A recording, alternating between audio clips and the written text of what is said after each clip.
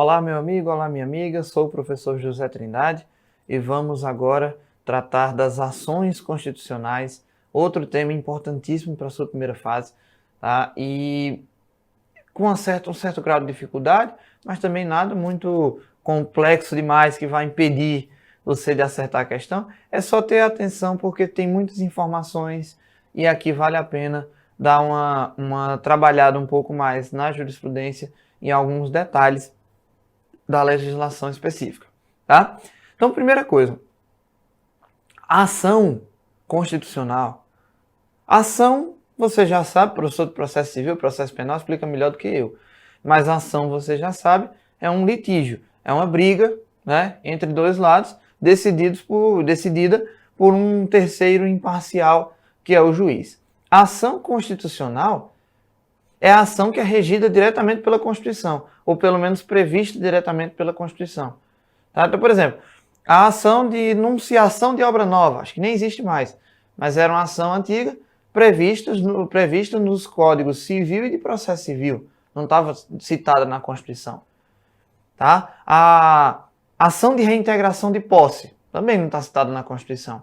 Na Constituição só estão citadas as ações que sirvam para garantir os bens jurídicos mais relevantes da ordem jurídica, tá? Mas antes disso, eu quero só fazer um esqueminha com vocês aqui sobre o que é uma ação. A ação, como eu falei, é uma briga de um lado contra o outro, decidido por um terceiro imparcial, e nessa briga se disputa um bem, não necessariamente um bem material, uma coisa, um móvel, um imóvel, mas um bem jurídico, tá? Então, vamos olhar aqui na tela já, para a gente já montar esse esqueminha. Numa ação, você tem aquela pessoa que age, não é isso? Que a gente vai chamar de polo ativo, já que é uma pessoa que age, né? Responsável por dar início à ação, tá? Vai brigar com a pessoa que é demandada, que é provocada, ou seja, com o polo passivo. Quem vai decidir isso daqui? É o juiz. Na verdade, eu vou tirar aqui juiz. É o judiciário. Pode não ser um juiz propriamente, pode ser um tribunal, tá? E essa disputa aqui vai envolver, essa briga vai envolver um bem jurídico.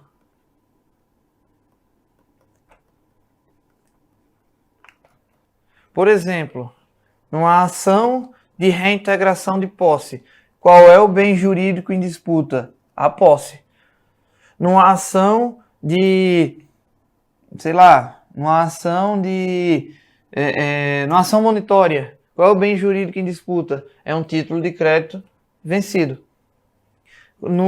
Mas não prescrito, assim, numa ação ordinária para nomeação, buscando nomeação em concurso, o bem jurídico, o direito à isonomia, à impessoalidade, à legalidade, etc.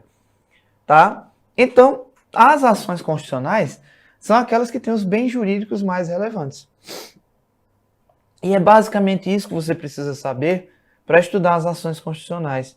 Quem integra o polo passivo, quem integra o polo ativo e qual é o bem jurídico em disputa. Depois disso, já tem muitos detalhezinhos, né? Também não é só isso. Mas com isso aqui você já mata muita coisa e você já compreende muita coisa. Por exemplo, habeas corpus. Em todas elas, eu vou colocar uma setinha. Toda ação que eu falar, eu vou colocar 3 setinhas. Uma setinha para indicar o bem jurídico protegido, outra setinha para indicar o polo ativo e outra setinha para indicar o polo passivo, tá? Habeas corpus, artigo 5º, inciso 78, tá? Perdão, 68. Conceder-se habeas corpus sempre que alguém sofreu, se achar ameaçado de sofrer violência ou coação em sua liberdade de locomoção, tá? Então, o bem jurídico protegido pelo habeas corpus, primeira setinha, é a liberdade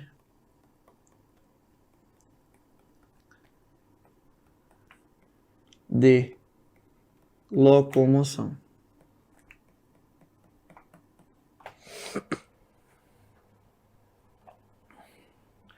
Tudo que envolver liberdade de locomoção, risco à liberdade de locomoção, é passível de sofrer habeas corpus. Tá? Então, por exemplo, cabe habeas corpus para trancar a ação penal. Por quê? Porque da ação penal pode resultar prisão. Agora, se for uma ação penal por crime cuja única pena possível seja a multa, cabe habeas corpus? Não. Por quê? Porque não está em jogo liberdade de locomoção.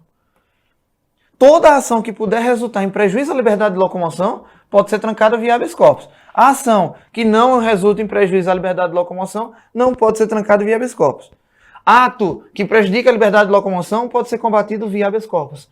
Se não tiver liberdade de locomoção envolvida no ato, não cabe habeas corpus. Há alguns exemplos aqui para a gente não se confundir na hora da prova. Vamos lá. Cabe habeas corpus para combater uma pena de multa? Não, não cabe porque pena de multa é dinheiro, não é liberdade de locomoção. Cabe habeas corpus numa ação de alimentos? Cabe, porque a ação de alimentos pode resultar na prisão. Né? A prisão civil é uma ação civil, mas é uma ação que pode resultar em prisão. A única prisão civil admitida no Brasil, já que o depositário infiel, ele não pode mais, é ilícita a prisão do depositário infiel, segundo a súmula 25, súmula vinculante 25. Tá? Então, a única prisão civil possível de acontecer no Brasil é a prisão por dívida de pensão alimentícia.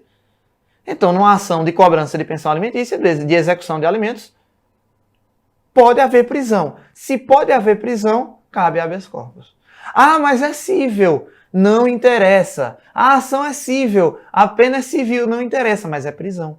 Está em jogo a liberdade de locomoção. Tá? Então, cabe habeas corpus na ação que discute pagamento de pensão alimentícia na execução de alimentos. Tá? Cabe habeas corpus qualquer medida de prisão.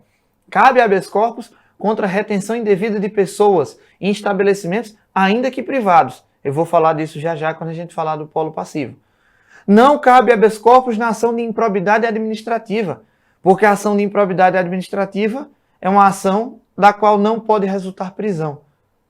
A improbidade administrativa tem natureza cível, e a única ação cível que pode resultar em prisão é a execução de alimentos. Então, da ação de improbidade não pode resultar prisão. Logo, não cabe habeas corpus para trancá-la. Tá? Enfim, não cabe habeas corpus para liberar bens bloqueados. Numa alfândega, por exemplo.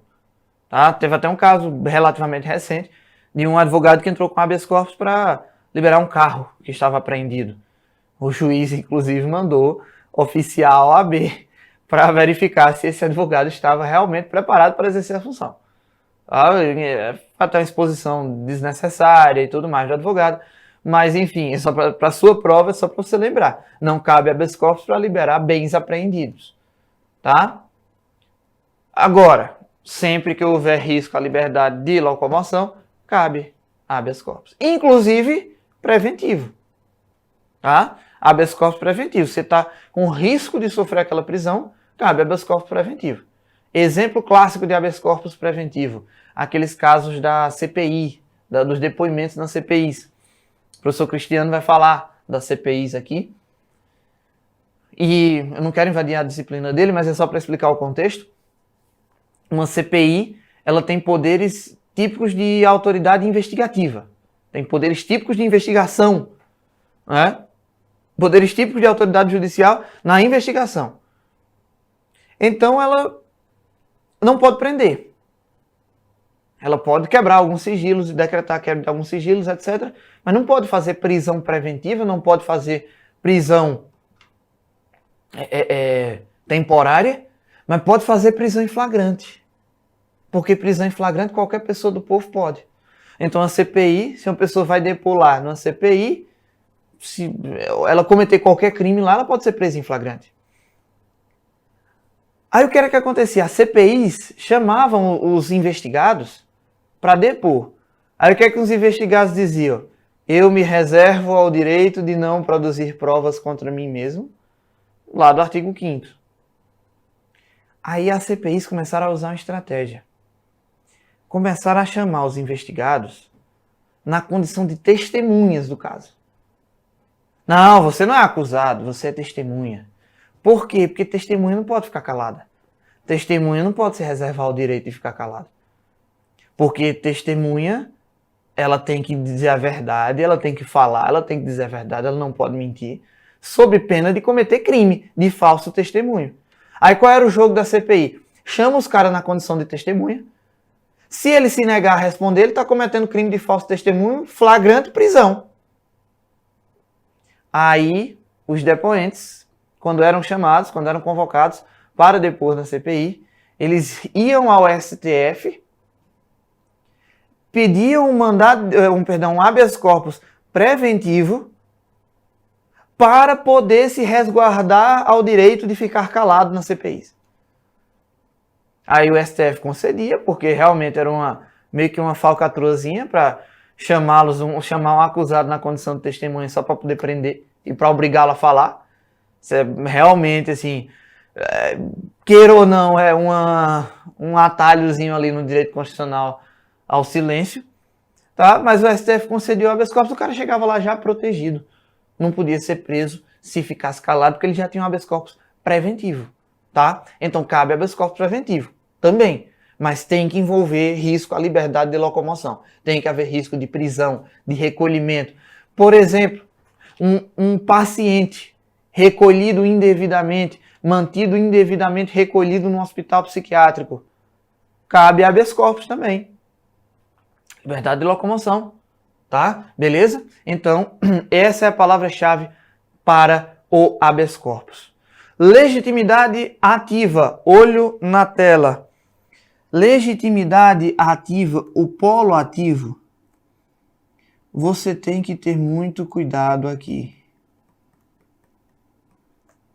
Por quê?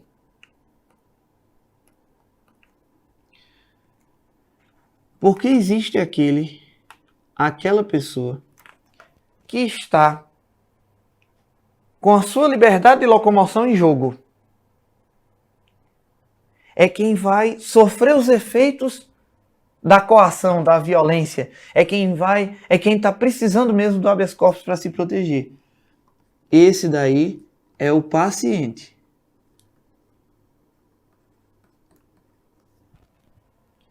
O paciente do habeas corpus é aquele que está com a liberdade em risco.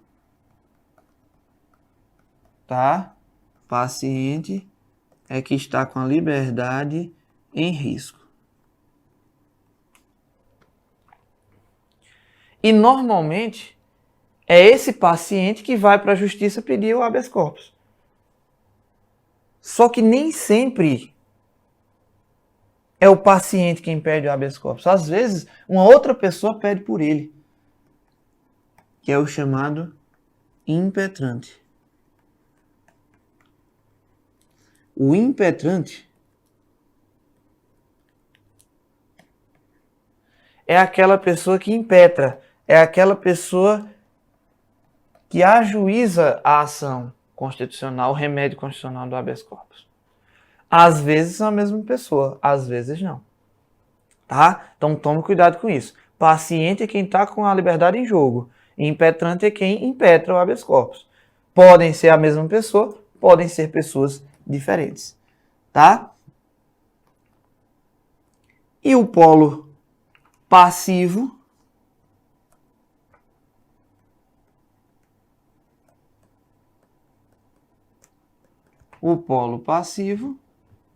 é simplesmente aquela autoridade responsável pela coação. É a chamada autoridade coatora.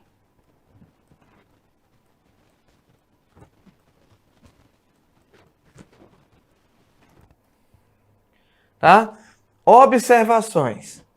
Observação 1, importante já cobrada em prova. E cuidado que essa aqui foi uma pegadinha monstruosa da FGV. Pessoa jurídica não tem liberdade de locomoção. Então, pessoa jurídica não pode ser paciente de habeas corpus. Mas pessoa jurídica pode impetrar habeas corpus em nome dos seus sócios. Por exemplo, tem aqui João e José são sócios da empresa X. Não existe hipótese de haver um habeas corpus em que o paciente seja a empresa X. Porque paciente é quem está com a liberdade de locomoção em risco. E empresa não tem liberdade de locomoção, então pronto. Ela não pode ser paciente. Mas se João for preso injustamente, por exemplo, e João e José foram presos, ou João foi preso e José fugiu, aí a empresa X pode impetrar um habeas corpus em nome de João. Tá? Então, pessoa jurídica pode ser impetrante de habeas corpus. O que ela não pode ser é paciente. Ela pode impetrar um habeas corpus em nome de terceiros. Tá? Beleza? Então, PJ pode impetrar HC cujo paciente é uma pessoa física. Cujo paciente é uma pessoa física. Tá? Então, muito cuidado. Já caiu em prova de primeira fase. Pessoa jurídica não pode impetrar habeas corpus. Errado. Tá? Ela não pode ser paciente. E aqui na autoridade coatora, eu quero chamar a sua atenção para uma coisinha muito importante. A gente viu, quando falou lá nos vídeos de direitos e garantias fundamentais, a gente falou, que isso aqui também é uma delas, mas assim, a gente dividiu, separou os módulos. A gente viu que os direitos fundamentais se dividiam em gerações. Primeira, segunda, terceira. E a gente viu que era sempre uma discussão indivíduo versus Estado. Né? Os direitos de liberdade, por exemplo, vieram para trazer uma proteção do indivíduo em face do Estado. Beleza.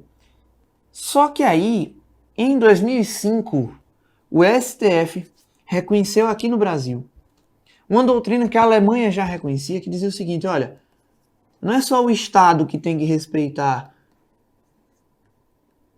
os direitos individuais dos indivíduos, dos cidadãos. Ah, vou colocar aqui Czinho de cidadãos. Não é só o Estado que tem que respeitar os direitos individuais dos cidadãos. Os outros cidadãos têm que respeitar também os direitos dos seus correspondentes. Tá? Então, por exemplo, uma associação, para excluir um membro, ela tem que garantir ampla defesa contraditória, tem que fazer um processo administrativo interno, tem que fazer um processo interno em que garanta ampla defesa contraditória para garantir esse direito fundamental. Mas veja, a associação é pessoa jurídica de direito privado, é particular. Ela tem que garantir ampla defesa contraditória, o direito fundamental de outro particular. Ou seja, os direitos fundamentais, eles possuem uma eficácia vertical, quer dizer, o Estado, que está acima de todos, tem que respeitar os direitos fundamentais de quem está abaixo dele, dos cidadãos. Mas também existe uma eficácia horizontal. Os cidadãos entre si, os particulares entre si, têm que respeitar seus respectivos direitos fundamentais. Tá? Então, entre os cidadãos,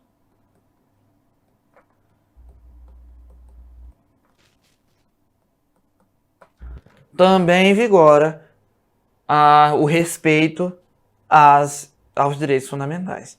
Logo, A autoridade coatora aqui, geralmente é o Estado. Geralmente é uma autoridade estatal que vai ser responsável por aquela violência ou coação que coloca em risco a liberdade de locomoção do cidadão, a ponto de autorizar o habeas corpus. Então, a autoridade coatora geralmente é uma autoridade estatal. Mas, excepcionalmente,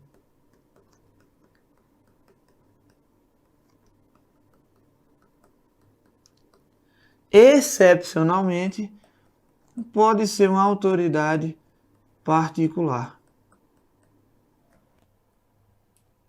Lembra do que eu falei do hospital psiquiátrico que está retendo indevidamente um paciente? Pois é. O hospital, ainda que seja privado, ele pode ser polo passivo de um habeas corpus, tá? Para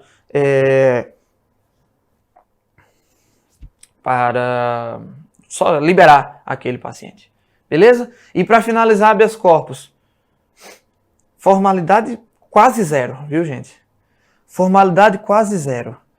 Qualquer pessoa, em nome de qualquer pessoa, então assim, eu posso estar soltinho aqui, mas impetrar habeas corpus em nome de terceiros. Pronto, é um exemplo clássico e recente. Quando o ex-presidente Lula foi preso, choveram habeas corpus por aí. Pessoas impetrando habeas corpus em nome de Lula. E pode. Eu posso impetrar habeas corpus em nome de terceiros. Tá?